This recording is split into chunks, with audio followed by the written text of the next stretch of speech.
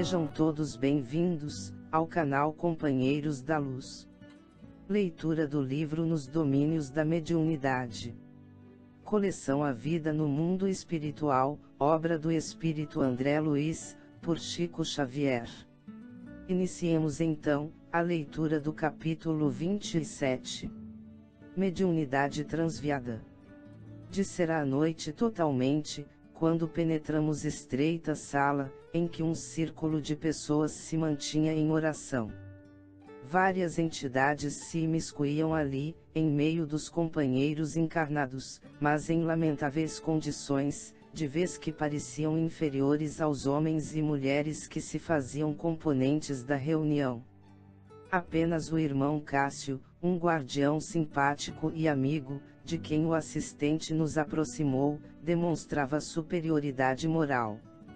Notava-se-lhe, de imediato, a solidão espiritual, porquanto desencarnados e encarnados da Assembleia não lhe percebiam a presença, e de certo não lhe acolhiam os pensamentos. Ante as interpelações do nosso orientador, informou, algo desencantado. Por enquanto nenhum progresso, não obstante os reiterados apelos à renovação. Temos sitiado o nosso quintino com os melhores recursos ao nosso alcance, mobilizando livros, impressos e conversações de procedência respeitável, no entanto, tudo em vão.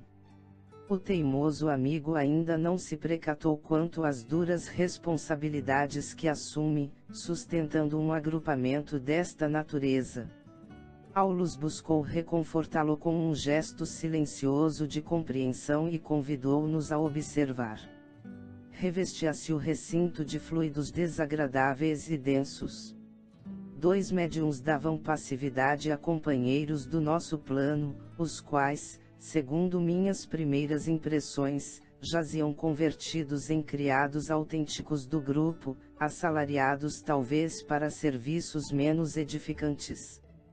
Entidades diversas, nas mesmas condições, enxameavam em torno deles, subservientes ou metidiças. O fenômeno da psicofonia era ali geral. Os sensitivos desdobrados se mantinham no ambiente, alimentando-se das emanações que lhes eram peculiares. Raimundo, um dos comunicantes, sob as vistas complacentes do diretor da casa, conversava com uma senhora, cuja palavra leviana inspirava piedade. Raimundo dizia: tenho necessidade do dinheiro que há meses vem sendo acumulado no instituto, do qual sou credora prejudicada. Que me diz você de semelhante demora? Espere, minha irmã recomendava à entidade, trabalharemos em seu benefício. E a palestra continuava. A solução é urgente. Você deve ajudar-me com ação mais expedita. Tente uma volta pelo gabinete do diretor Ranzinza e desencrave o processo. Você quer o endereço das pessoas que precisamos influenciar? Não? Conheço-as e sei onde moram. Vejo, Raimundo, que você anda distraído. Não se interessou por meu caso, com a presteza justa. Não é bem assim. Tenho feito o que posso. E enquanto a matrona baixava o tom de voz, cochichando, um cavalheiro maduro dirigia-se a Teutônio, o outro comunicante da noite, clamando, indiscreto. Teutônio, até quando me cabe aguardar? A entidade, que parecia embatucar-se com a pergunta, silenciou, humilde, mas o interlocutor alongou-se, exigente. Vai para 4 meses que espero pela decisão favorável referente ao emprego que me foi prometido. Entretanto, até hoje, você não conseguiria liquidar o problema. Que deseja que eu faça? Sei que o gerente da firma é do contra. Ajude-me, inclinando-o a simpatizar-se pela boa solução de meu caso. Nisso, outra senhora ocupou a atenção de Raimundo, solicitando: meu amigo, conto com o seu valioso concurso. Sou mãe. Não me conformo em ver minha filha aceitar a proposta de um homem desbriado, para casar-se. Nossa posição em casa é das mais alarmantes. Meu marido não suporta o homem que nos persegue, e a menina revoltada tem sido para nós um tormento.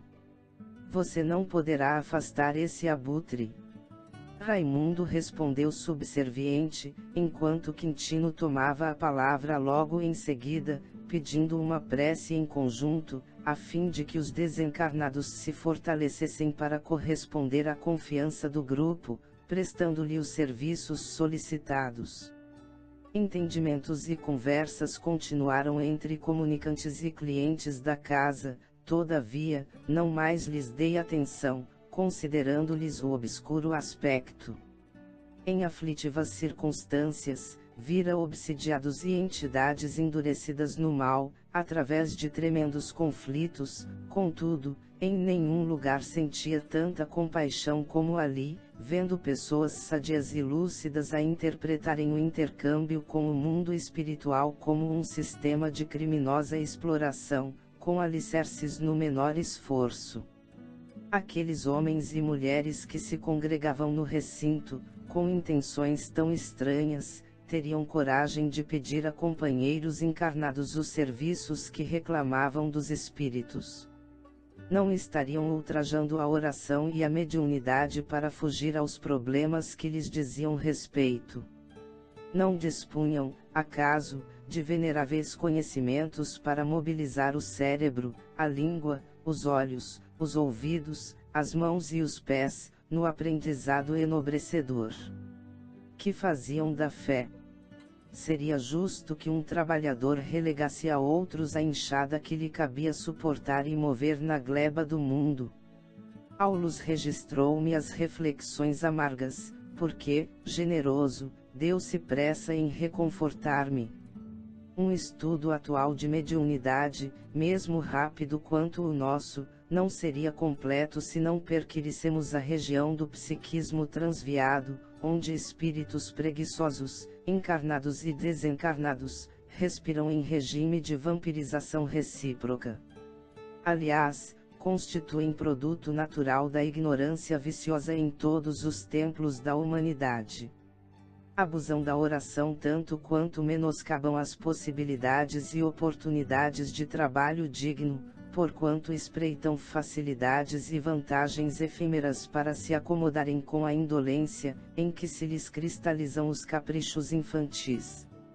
Mas, prosseguiram assim, indefinidamente. Perguntei. André, sua dúvida está fora de propósito. Você possui bastante experiência para saber que a dor é o grande ministro da justiça divina.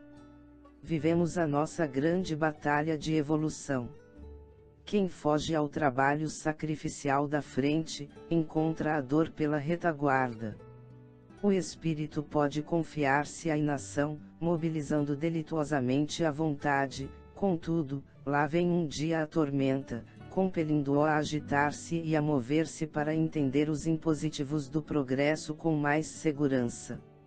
Não adianta fugir da eternidade, porque o tempo, benfeitor do trabalho, é também o verdugo da inércia. Hilário, que refletia silencioso junto de nós, inquiriu preocupado.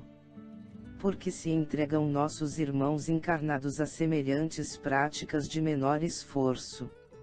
Há tantas lições de aprimoramento espiritual, há tantos apelos à dignificação da mediunidade, nas linhas doutrinárias do Espiritismo. Por que o desequilíbrio? Aulus pensou alguns instantes e redarguiu. Hilário, é imprescindível recordar que não nos achamos diante da doutrina do Espiritismo.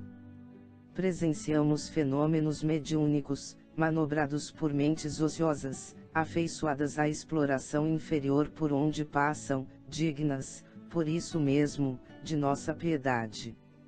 E não ignoramos que fenômenos mediúnicos são peculiares a todos os santuários e a todas as criaturas. Quanto à preferência de nossos amigos pela convivência com os desencarnados ainda imensamente presos ao campo sensorial da vida física, incapazes ainda de mais ampla visão das realidades do espírito, isso é compreensível na Terra. É sempre mais fácil ao homem comum trabalhar com subalternos ou iguais, porque servir ao lado de superiores exige boa vontade, disciplina, correção de proceder e firme desejo de melhorar-se. Sabemos que a morte não é milagre. Cada qual desperta, depois do túmulo, na posição espiritual que procurou para si.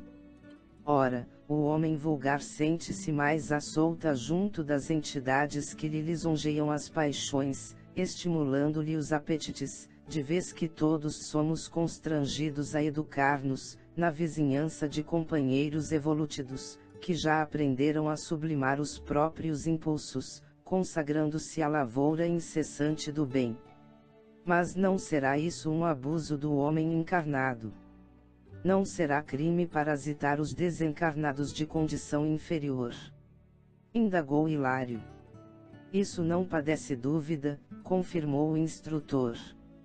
E esse delito ficará impune. Aulus fixou leve expressão de bom humor e respondeu: não se preocupem demasiado. Quando o erro procede da ignorância bem-intencionada, a lei prevê recursos indispensáveis ao esclarecimento justo no espaço e no tempo, porquanto a genuína caridade, sob qualquer título, é sempre venerável. Entretanto, se o abuso é deliberado, não faltará corrigenda. Vagueou o olhar sobre o diretor da Assembleia e sobre os medianeiros que incorporavam os comunicantes e acrescentou: Teutônio e Raimundo, tanto quanto alguns outros desencarnados da posição deles, e que aqui se aglomeram, realmente são mais vampirizados que vampirizadores. Fascinados pelas requisições de Quintino e dos médiuns que lhe prestigiam a obra infeliz, seguem-lhes os passos, como aprendizes no encalço dos mentores aos quais se devotam. Na hipótese de não se reajustarem no bem, tão logo se desencarnem o dirigente deste grupo e os instrumentos medianímicos que lhe copiam as atitudes, serão eles surpreendidos pelas entidades que escravizarão, a lhes reclamarem orientação e socorro, e muito provavelmente mais tarde, no grande porvir, quando responsáveis e vítimas estiverem reunidos no Instituto da Consanguinidade Terrestre, na condição de pais e filhos, acertando contas e recompondo atitudes, alcançarão pleno equilíbrio nos débitos, em que se emaranharão.